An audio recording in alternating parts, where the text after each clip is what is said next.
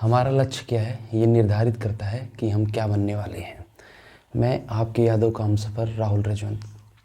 आज हम बात करने वाले हैं फिजिक्स की बुक की, कि फिजिक्स की बुक कौन से पढ़े जो हमारे टारगेट को गेन करें। तो आज हम यही बात करने वाले हैं। तो सबसे बड़ी बात है इंग्लिश मीडियम और हिंदी मीडियम की। तो इंग्लिश मीडियम को अगर हम कह लें तो इंग्लिश मीडियम जो बच्चे होते हैं ज़्यादा करके CBSE के होते हैं, और हिंदी मीडियम की अगर हम बात करें ज़्यादा करके स्टेट बोर्ड के होते हैं। ठीक, स्टेट बोर्ड के। तो कौन कौन सी बुक यूज करें जो हमारे प्रीफर करें, कि हमारे जो टारगेट है उसको प्रीफर करें। तो सबसे बात करेंगे हम, देखियो मैं आपको फिज़िक्स पढ़ाऊँगा। तो फिज़िक्स की बुक की बात करें तो फिज़िक्स की बुक की बात करें तो क्लास 11th और 12th की, जाहिर सी बात है क्लास 11 12th की बात करेंगे तो HC Verma concept of physics आप जानते होंगे, बताने की कोई खास ज़रूरत नहीं है। ये आपके कॉन्सेप्ट को बिल्ड करता है कि कौन सा कॉन्सेप्ट कहाँ यूज होना चाहिए, कौन से की पॉइंट्स यूज होनी चाहिए। ठीक, तो ये होना चाहिए। दूसरे नंबर पे अगर हम बात करें NCERT पूरे नेशनल लेवल पे लागू होता है, जैसा कि आप जानते हैं। मैं बताने की इसके बारे में ज़्यादा ज़रूरत नहीं है। लेकिन जो सबसे ज़्यादा इंपॉर्टेंट आप ये रखता है वो है PYQ, प्रीवियस ईयर क्वेश्चन, वो भी चैप्टर वाइज।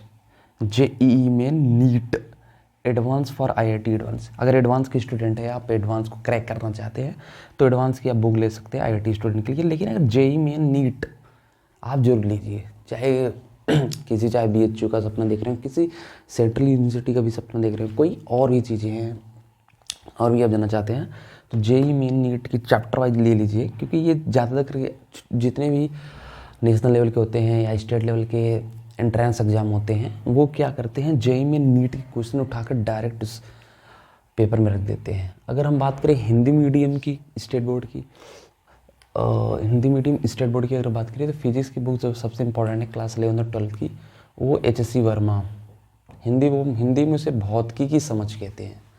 अभी 2 साल पहले HSC वर्मा साहब ने उसे हिंदी में लिखा है, हिंदी क्लास में केवल 11th वालों के लिए लिखा है। 12th में भी वो बुक हिंदी में प्रिंट नहीं हुई है, सिर्फ 11th वालों के लिए ही। तो जाहिर सी बात है 11th वाले से ज़रूरी है उसके।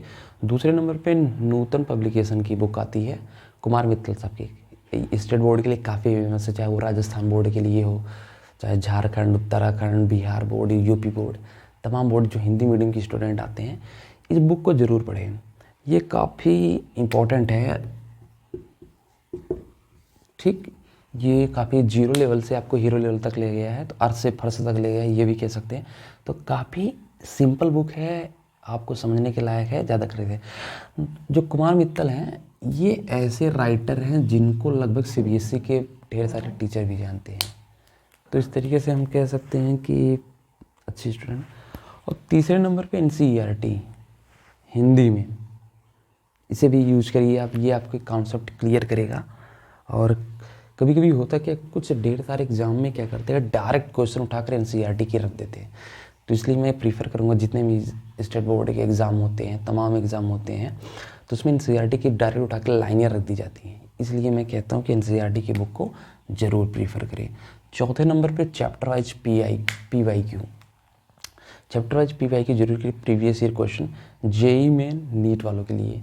ठीक, और ये JEE में नीट इसलिए मैं कह रहा हूँ ताकि ये ज़्यादा से ज़्यादा आपके कॉन्सेप्ट क्लियर, क्योंकि देखिए जैसे जितना ज़्यादा आप मल्टीपल चॉइस क्वेश्चन अटेम्प्ट करेंगे उतना ज़्यादा आपका कॉन्सेप्ट बिल्ड होगा। इसलिए मैं चाहता हूँ कि चैप्टर वाइज PYQ जरूर करें JEE नीट का। अगर आप एडवांस के स्टूडेंट हैं तो एडवांस की चैप्टर वाइज ही लीजिएगा।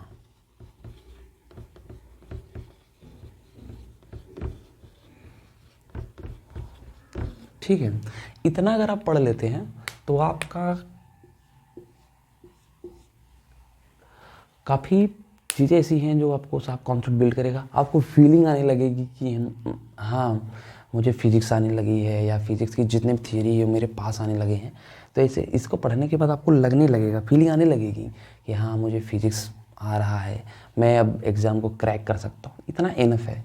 दूसरी बात, कैसे पढ़ेंगे, कैसे क्लियर करेंगे, तमाम बातें मैं आपको भी बताता जाऊँगा। ऐसे वीडियो के माध्यम से, छोटे छोटे वीडियो के माध्यम से मैं ऐसे आपको बताता जाऊँगा कैसे पढ़ेंगे, आपको चीज़ें क्लियर रहेंगी, कहाँ कहाँ गलती होती है, कहाँ गलती नहीं होती है, कैसे पढ़ना चाहिए, ये तमाम बातें मैं आपको बताऊँगा।